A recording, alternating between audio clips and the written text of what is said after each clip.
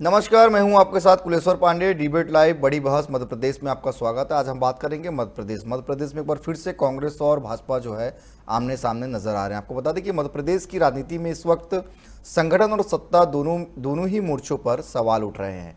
कांग्रेस में जहां दिल्ली और प्रदेश के नेतृत्व के बीच तालमेल की कमी सामने आ रही है, तो वहीं भाजपा में सरकार ने निगम मंडल प्राधिकरणों की नियुक्तियों को लेकर इंतजार बढ़ता जा रहा है। एक तरफ विपक्ष अपना घर संभालने में उलझा है, दूसरी तरफ सत्ता पक्ष अपने कार्यकर्ताओं की उम्मीद पर खरा उतरने पर जूझ रहा है। अब सवाल है, क्या दोनों दल अंदरूनी दबाव से निकल पाएंगे? उससे पहले देखिए हमारी ये खास रिपोर्ट, उसके बाद हम करेंगे विस्तार से चर्चा।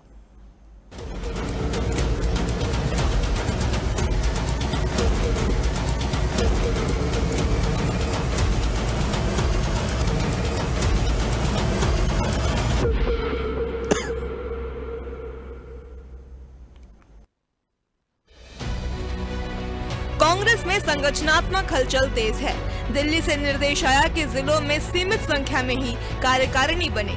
बड़े जिलों में 55 और छोटे जिलों में 35 सदस्य, लेकिन मध्य प्रदेश में इससे कई गुना ज्यादा पदाधिकारी पहले ही बना दिए गए हैं, जिससे संगठन में भ्रम और असंतोष बढ़ गया है। कांग्रेस में वर्षों से जंबो कार्यकारिणी बनाने की परंपरा रही है, ताकि गुटों और नेताओं को संतुलित रखा जा सके, लेकिन अब यही परंपरा दिल्ली की गाइडलाइन से टकरा रही है। छिंदवाड़ा में 240, सागर में 150 से ज्यादा और भोपाल में 100 से अधिक पदाधिकारी इसका उदाहरण है। हाईकमान कांग्रेस का वक्त, समय और परिस्थिति देख के निर्णय लेता है। इस समय ये बात उठ के आई कि कई ऐसे लोग कार्यकारिणी में आ जाते हैं जिनका वजूद नहीं है, जो प्रोफेशनली मतलब समझो विजिटिंग कार्ड छपा के अपनी दुकान चलाते हैं। ये बात हाईकमान तक गई थी, तो उन्होंने ये निर्देश दिए थे कि 6 या 7 जिलों की कार्यकारिणी तो जारी हो गई। बचे हुए जिलों में छोटे जिले हैं 31, जो बड़े जिले हैं 51 से लेकर 70 तक। जैसे हरदा में 2 ही विधानसभा है।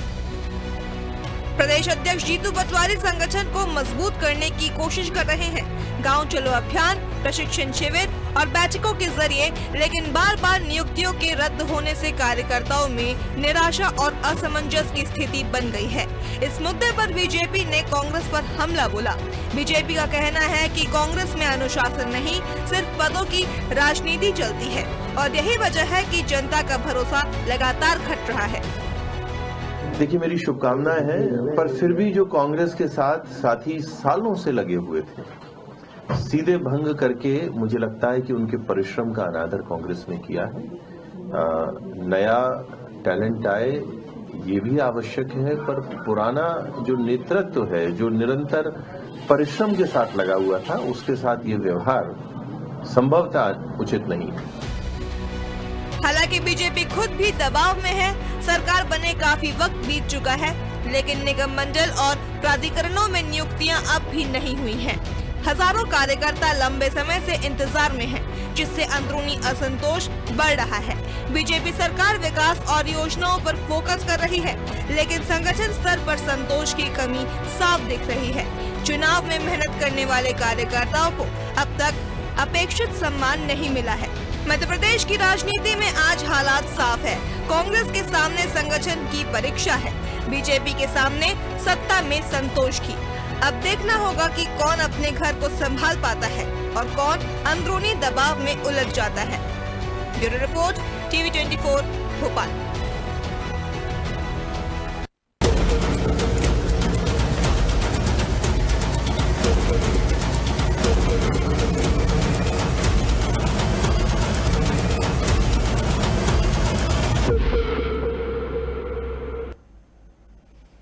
संगठन बनाम सत्ता की परीक्षा, इसी पर करेंगे हम चर्चा। हमारे साथ 3 बेहद खास मेहमान जुड़ गए हैं। प्रियंका दुबे जी है, भाजपा की प्रवक्ता, स्वागत करता हूं मैं उनका।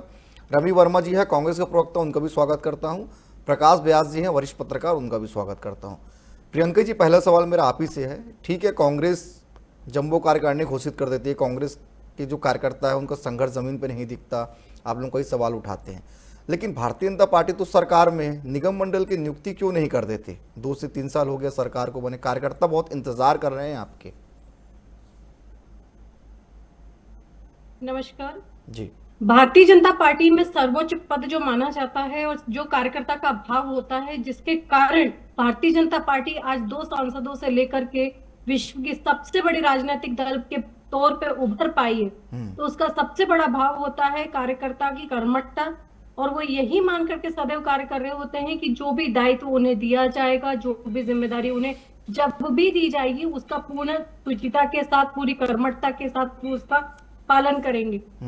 आपने जैसा कहा निगम मंडल और प्राधिकरण की, उसकी सूची के लिए बार बार तारतम्य इसके साथ में जो स्थानीय स्तर के कार्यकर्ता हैं उनके साथ कम्युनिकेशन करके बार बार मंथन करने के बावजूद उनके ऊपर जो नाम है उनको निकालने के बाद में उनकी योग्यता के अनुसार कार्य देने की परंपरा रही है।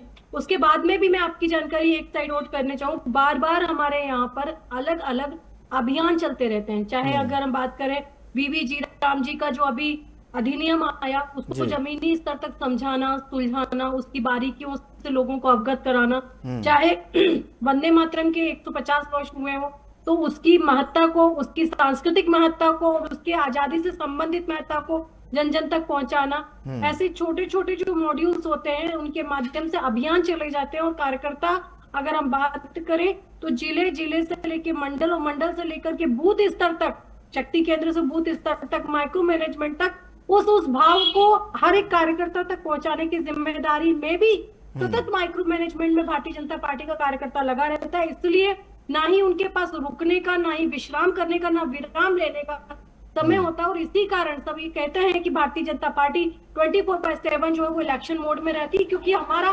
संवाद और संपर्क हमेशा कार्यकर्ताओं के बीच में बैठा रहता है और बना रहता है, जिसके कार्यकर्ता हमेशा पार्टी के साथ एक जुड़ाव महसूस करता है और अपनी निरंतरता और अपनी सतत जो उनकी विचारशीलता है वो बनी रहती है पार्टी के साथ, जिसके कारण पार्टी आज गति भी पा रही है और हमारा हर एक कार्यकर्ता इसलिए देवतुल्य कार्यकर्ता भी कहलाता है। बहुत जल्दी जिन चीजों की आपको कह सकते हैं मीडिया को जरूर जो है एक तरीके से बेचैनी है या हम कह सकते हैं इंतजार है, तो मीडिया को भी बहुत जल्दी वो नाम सुनने को मिलेंगे और सबके सामने आएंगे। ठीक है रवि वर्मा जी, कांग्रेस पार्टी के लिए जब गाइडलाइन तय किया गया है कि 35 से 55 जो सदस्य रहेंगे, फिर जंबो कार्यकारिणी क्यों घोषित कर दिया? पहले से कई सदस्य आप लोग बना दिए हैं अलग अलग जिलों में, जब क्राइटेरिया तय कर दिया गया है, लगता नहीं कि ऐसे में जो भीड़ जो है काफी ज्यादा इकट्ठी हो जाएगी, लेकिन जमीन में वो चीज दिखता ही नहीं है।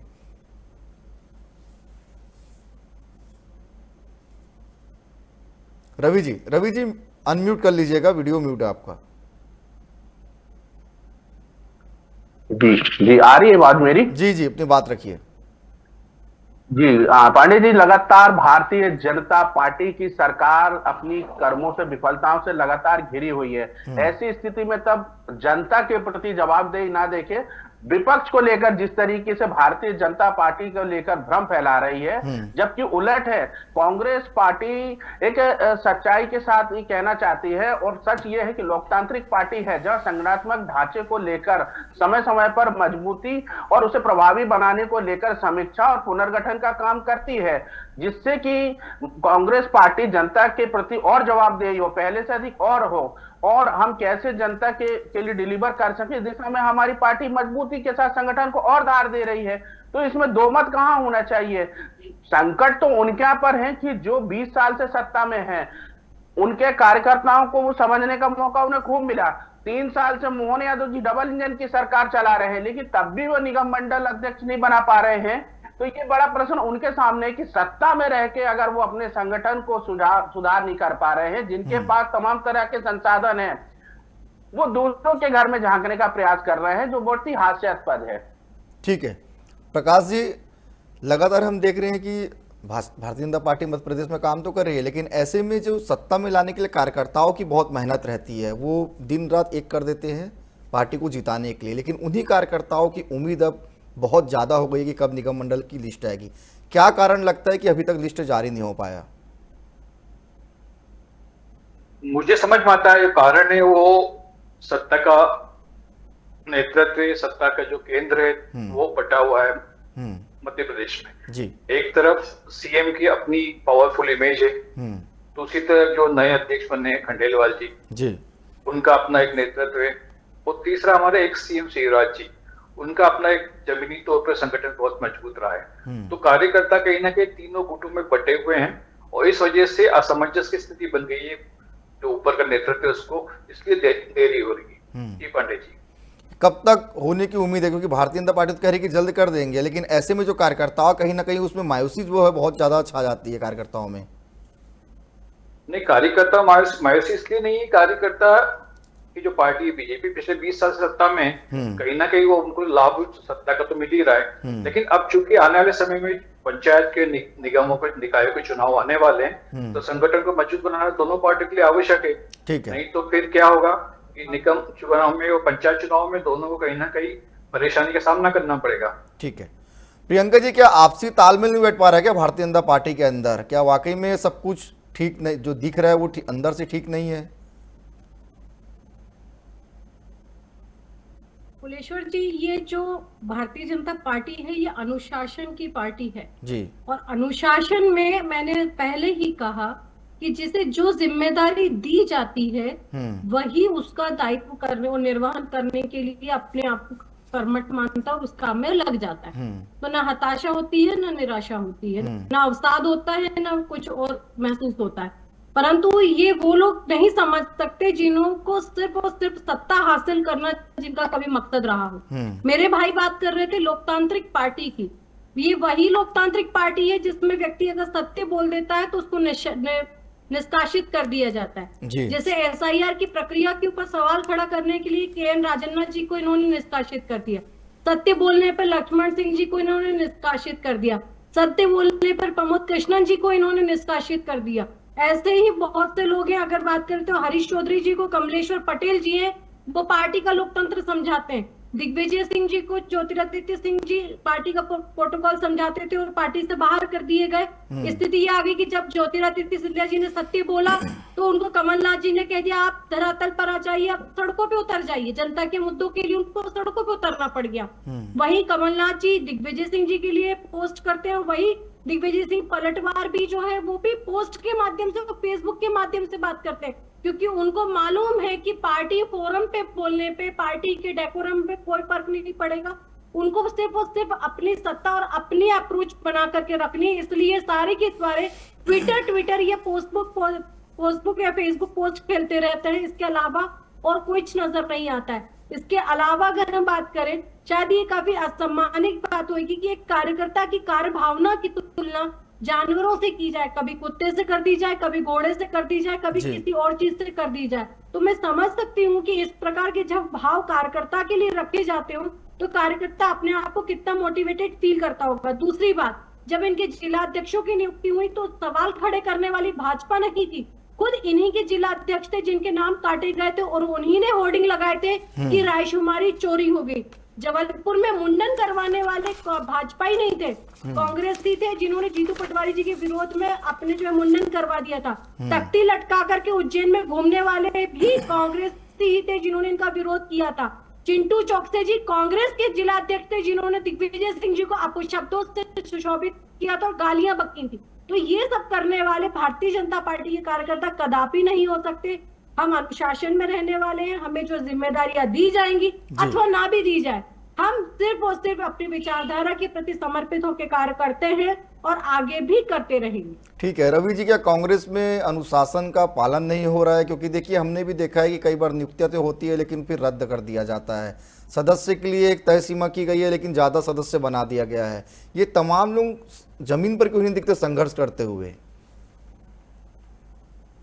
देखिए, मैं कुलेश्वर जी बड़े ही धैर्यता से सुना प्रियंका जी के जो सवाल हैं वो लगातार सत्यता से कोसों दूर हैं, जिनमें कोई सच्चाई नहीं है। अगर कोई अनुशासन की श्रेणी में आता है तो उसे भाजपा भी निकालती है और कांग्रेस भी निकालती है, और कोई भी दल अनुशासित व्यक्ति को अपने संगठन में नहीं रखता है, क्योंकि अनुशासन का कोई समाज में स्थान होता नहीं है। अगर अनुशासन ही भाजपा में स्थान है तो निश्चित तौर पर है, क्योंकि मोहन यादव जी से लेकर उमा भारती जी के लगातार बयान सामने हैं। कैलाश विजयवर्गीय जी कितनी हठधर्मिता के साथ आज भी कायम है कि उन्होंने कई दिनों तक जनता के प्रति दबावदेही को ना निभाया, ना अपने उस दल के प्रति वो कैबिनेट में नहीं गए।